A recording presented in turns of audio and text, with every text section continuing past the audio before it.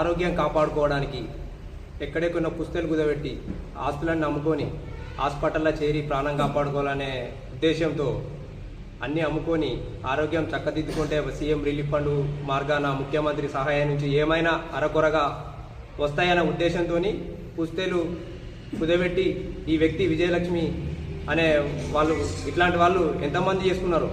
వాళ్ళ ఆస్తులను నమ్ముకొని ఈ సీఎం రిలీఫ్ ఫండ్కు వస్తాయన్న ఉద్దేశంతో వాళ్ళు ఆరోగ్యాన్ని కాపాడుకున్నారు. ఇట్లాంటి ముఖ్యమంత్రి సహాయ నిధికే చట్టబద్ధత లేకపోతే సామాన్యుని పరిస్థితి ఏంది? వీరు ప్రజాపాలన అని చెప్పుకుంటూ ఇట్లాంటి దౌర్భాగ్యమైన పరిస్థితులలో దుర్మార్గమైన పనులు చేసుకుంటూ చాలా ఇబ్బందికి గురి చేస్తున్నారు. వైద్యం నారాయణ హరి అంటారు.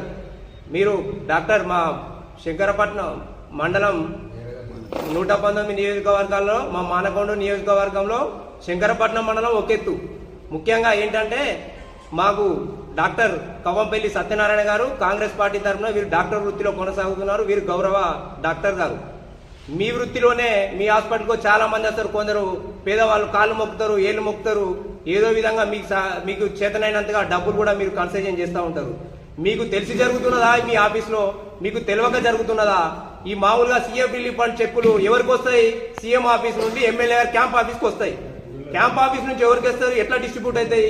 ఇవి మీరు సంబంధిత పార్టీ శాఖ మండల అధ్యక్షుని దగ్గర ఉంటాయి, లేదంటే సీఎం గారి క్యాంప్ ఆఫీస్లో ఎమ్మెల్యే గారి క్యాంప్ ఆఫీస్లో ఉండాలి. అదే కాకుండా ఈ మా గద్దపక్క గ్రామానికి చెందిన సీఏ లక్ష్మి అనే వ్యక్తి దగ్గరికి ఎలా వెళ్ళాయి? ఈ లక్ష్మి ఎవరు? ఈ లక్ష్మికును మా కాంగ్రెస్ పార్టీ మండల అధ్యక్షునికి ఉన్న సంబంధం ఏంటి? ఈ పూర్తి వివరాలు మీరు ఖచ్చితంగా ప్రెస్ మిత్రులకు మీరు తెలియజేయాలి. ఈ చెక్కు విజయలక్ష్మి అకౌంట్లో ఆ లక్ష్మి అనే అమ్మాయి వచ్చి మా ముదిగంటి సేమ్ పేరున్న వ్యక్తిని గద్దపక్క గ్రామంలో కలిసి అక్క నాకు పైసలు ఉన్నాయి, నా అకౌంట్ పనిచేయడం లేదు, నీ ఖాతాలో డబ్బులు జమ చేసుకుంటా అని చెప్పి బ్యాంకు ఖాతా బుక్ తీసుకొని పోయి ఆ ఖాతాలో వేసుకున్నది. ఎప్పుడో గత మార్చి 19వ తారీఖు 2025లో ఈ చెక్కును జమ చేసుకోవడం జరిగింది. రీసెంట్గా 3 రోజుల క్రితం విజిలెన్స్ వారు మాకు ఫోన్ చేసింది ఈ విజయలక్ష్మికి, అమ్మా నీ ఖాతాలో డబ్బులు ఎక్కడి వచ్చినాయి, దీని కథ ఏందని మా విజయలక్ష్మిని గట్టిగా వాళ్ళు పోలీసులు నిలదీస్తే మేము పోలీస్ స్టేషన్ పోతే ఏం జరిగింది ఇవి అంత వివరాలు తెలిస్తే ఆ సంబంధిత సీఏ లక్ష్మి ఈ విజయలక్ష్మి అకౌంట్లో డబ్బులు ఖాతా జమ చేసుకొని ఆమె తిరిగి ఫోన్పే ద్వారా దాని పూర్తి వివరాలు ఉన్నాయి, ఫోన్పే ద్వారా సీఏ లక్ష్మి అకౌంట్కు ట్రాన్స్ఫర్ చేయించుకున్నది. దానికి సంబంధించిన పూర్తి స్టేట్మెంటు, చెక్, సీఎంఆర్ఎఫ్ ఇవన్నీ తీసుకున్నాం. మేము ఈ డీటెయిల్స్ కోసం అని బ్యాంకుకి వెళ్తే ఇండియన్ బ్యాంకుకి వారు మాకు మంత్రి పొన్నం ప్రభాకర్ గారు పిఏతోని ఫోన్ చేయించడం మేము డీటెయిల్స్ ఇయ్యారని బ్యాంక్ వాళ్ళు మమ్మల్ని అదరగొట్టి 1 గంట 2 గంటలు నిలదీసిరు. మేము గట్టిగా దబాయించి అడిగితే అప్పుడు అన్న క్యాండిడేట్ వచ్చింది ఇవ్వమంటే అప్పుడు ఇచ్చారు. ఎస్ఐ గారి దగ్గరికి పోతే మాకు అన్న పైకెళ్ళి ప్రెషర్ అది మేము ఇవ్వం. ఇట్లాంటి చెక్కులు ఎస్ఐ గారి ఇంకా చాలా ఉన్నాయి. వారు కూడా మాకు సహకరించడం లేదు. మీరు దయచేసి ఈ సంబంధిత లక్ష్మిని పదే మేము చెప్పేది ఏంటంటే విజయలక్ష్మి పాపం ఈమెకు భర్త చనిపోయాడు, ఈమె పేద వ్యక్తి, ఈమె పదే పోలీసు వాళ్ళు ఇబ్బంది పెడుతున్నారు. మీకు ఇంటరాగేషన్ మేము సహకరించినాం, మీకు పూర్తి వివరాలు అందించినాం. మీరు లక్ష్మి గారిని పిలిచి ఇంటరాగేషన్ చేయకుండా పదే మమ్మల్ని ఇబ్బంది చేస్తున్నారు. ఏది సంబంధిత చెక్కు వేసిన వ్యక్తిని. దీనికి సంబంధించి గ్రామంలో నలుగురు 4 విధాలు అనుకుంటున్నారు.